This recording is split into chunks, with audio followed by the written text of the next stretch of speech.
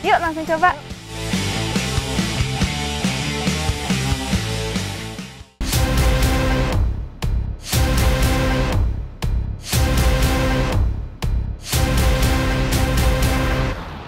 Nah, jadi ini dia di kuping kirinya ada sobekan cukup besar dan anaknya yang dibawa kabur oleh macan tutul.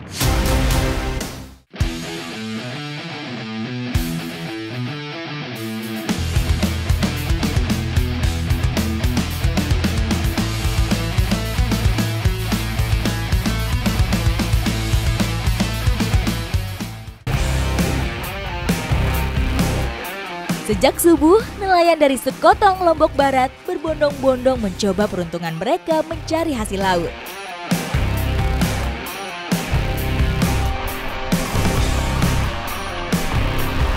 Berpacu dengan terbitnya matahari dan juga besarnya ombak bukan menjadi alasan para nelayan untuk tidak mencari hasil laut di Selat Lombok. Hari ini saya mau ikut mencarinya, ikuti jejak saya, jejak petualang. Puluhan hingga ratusan perahu nelayan yang tersebar di sini sudah mulai mencari spot terbaik mereka untuk menangkap ikan. Hidup para nelayan seperti ini memang sangat bergantung pada kondisi laut dan cuaca.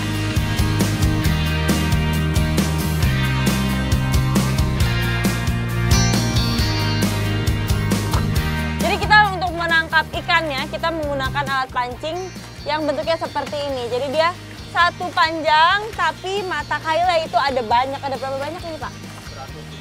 150 mata pancing. Wah, ini ada ikannya. Nih, jadi target kita adalah ikan tongkol. Ikan tongkol atau yang disebut juga ikan makarel tuna merupakan ikan dari Scomberidae. Ikan tongkol bersifat epipelagis atau neurotik, yaitu ikan yang menjelajahi perairan terbuka dan yang bersuhu 18 hingga 29 derajat Celcius.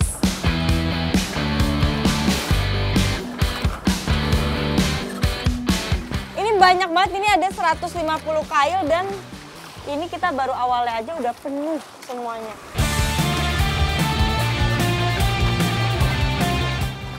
Rawai biasa menggunakan tali panjang atau tali utama yang juga terpasang tali kail yang terpasang dalam jarak tertentu atau yang biasa disebut snoot.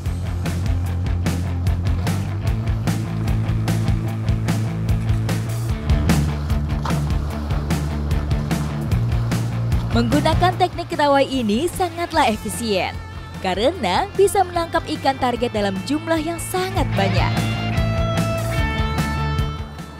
Saat musimnya, primadona laut ini memang mudah didapatkan dan hampir seluruh mata kail berhasil mendapatkannya.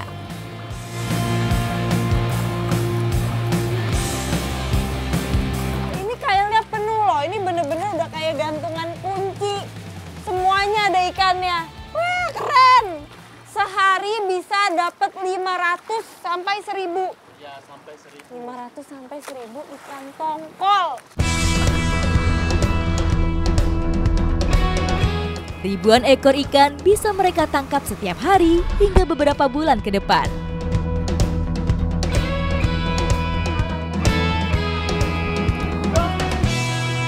Ikan tongkol ini bentuknya menyerupai torpedo dan dia termasuk ikan perenang cepat. Dan dia ini juga adalah ikan komunal, jadi dia selalu berenang bersama-sama dengan teman-temannya. Makanya kita kalau sekali dapat bisa langsung dapat banyak. Ikan tongkol memiliki otot-otot yang lebih hangat, yang dapat membuatnya berenang hingga kecepatan lebih dari 50 km per jam.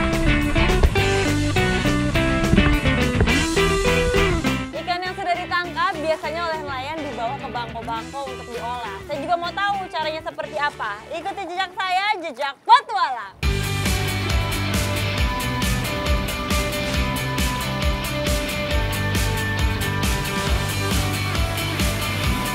Di pinggir pantai, sudah banyak ibu-ibu yang menanti nelayan pulang dan membawa hasil tangkapan mereka.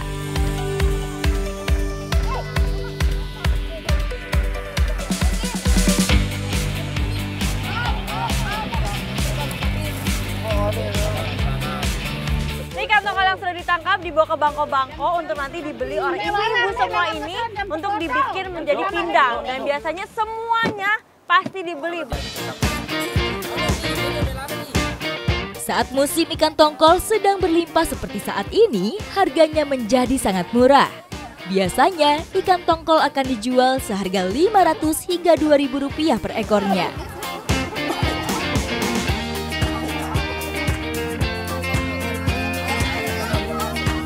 Ini mau kita bawa ke tempat bikin pindangnya. Ayo Bu. Sama ibu yang punya langan.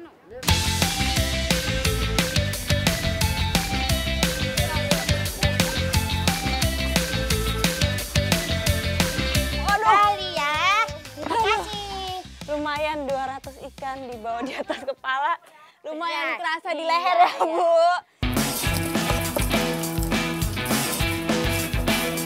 Pindang merupakan teknik pengolahan ikan dengan cara penggaraman dan perebusan.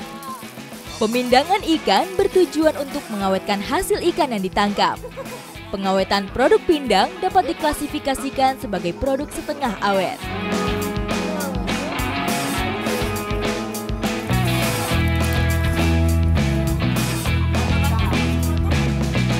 Dalam satu besek ini biasanya diisi 20 ekor ikan tongkol. Dan ini ada juga teknik untuk mengaturnya ya Bu. Pertama 5 ikan kasih garam, terus 6 ikan kasih garam, terus baru 9 ikan kasih garam lagi supaya rasanya nanti merata. Jadi bagus ikannya.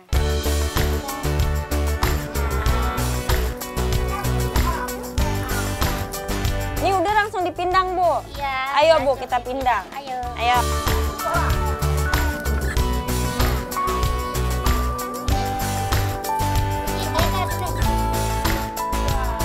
Ini dalam sekali pindang biasanya satu alat pindangan isinya berapa Bu? 8.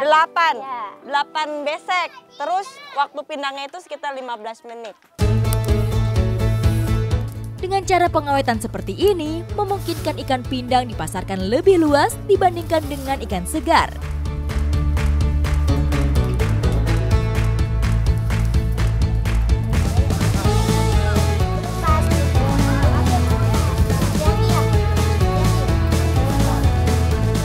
Sekarang saya mau nyicipin hasil pindangan kita ya Bu.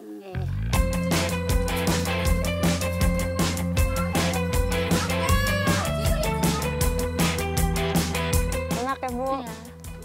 Ini karena emang ikannya segar baru ditangkap paginya, langsung dipindang. Rasanya itu segar sekali plus dagingnya itu manis dan rasa asin dari garamnya itu pas. Ikan tongkol pindang ini sangat kaya akan protein dan asam lemak omega 3 yang kandungannya 28 kali lebih baik dari ikan air tawar.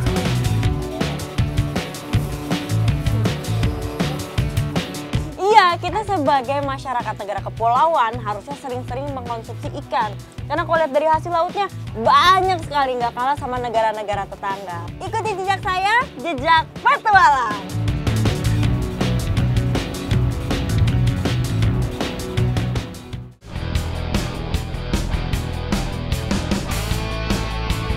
Untuk menuju lokasi perburuan, saya harus menempuh waktu sekitar 1 jam, membelah hutan pinus yang dapat dinikmati panorama alamnya.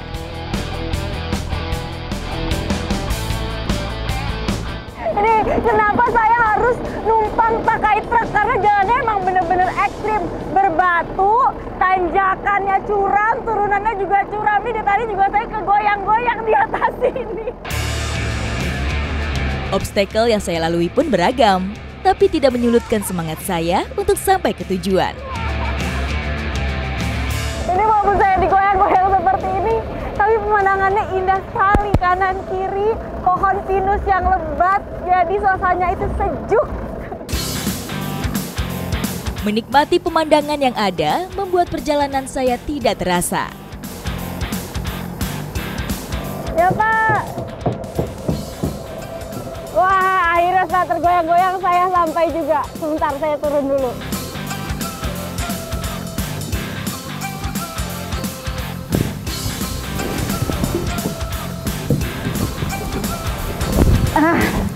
Nah, ini nama desanya adalah Pagar Alam. Tapi saya dan Bapak langsung sampai. Kita harus jalan dulu Berapa jauh Bapak kira-kira? 500 meter. 500-an meter kurang lebih ya? Iya, iya.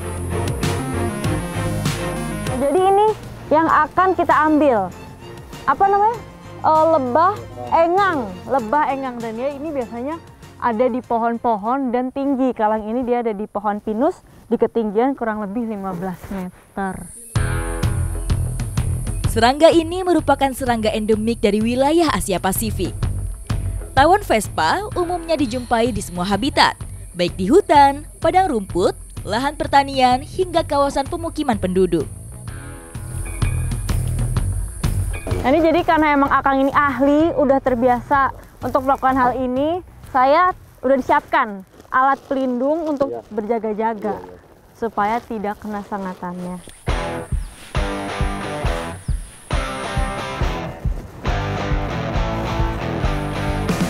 Nah, ini untuk mengambil sarangnya, pertama kita harus membakar menggunakan bambu ini. Tapi karena emang lokasinya sangat tinggi, walaupun ini udah menggunakan 2 bambu yang digabungkan, Akang tetap harus manjat dulu ya.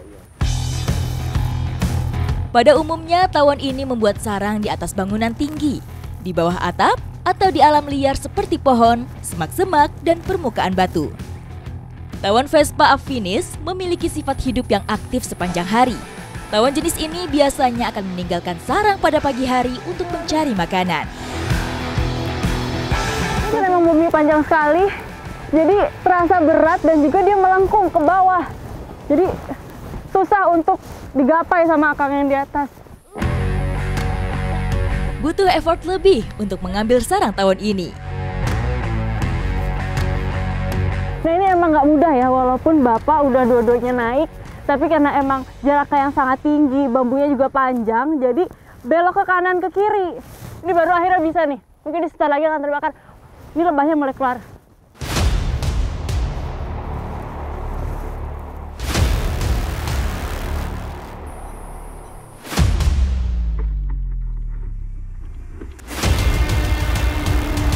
Nah, ini kalau sarangnya udah terbakar seperti ini, fungsi bambu berubah menjadi alat untuk menjatuhkan sarangnya dengan cara ditusuk-tusuk atau didorong-dorong.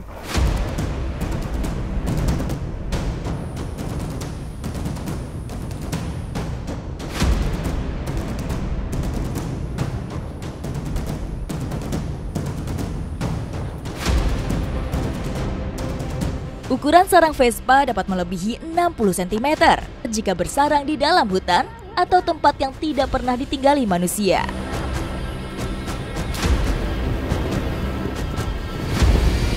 Nah, ini nih jadi yang kita cari adalah larvanya si lebah.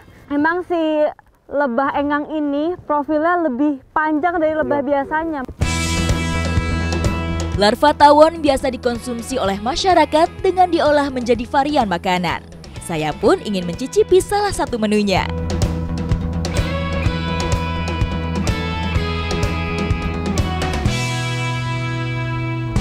Engang ini akan kita masak menjadi gogoleh engang suluh awi. Tapi sebelum kita masak, larva ini harus kita keluarkan satu persatu dari sarangnya.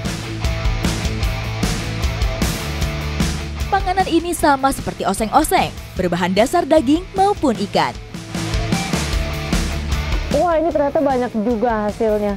Dan bermacam-macam, nggak cuma larva aja, tapi ada yang udah mulai bermata, seperti ini. Bahkan ada yang udah menyerupai bentuk engang dewasa, seperti ini.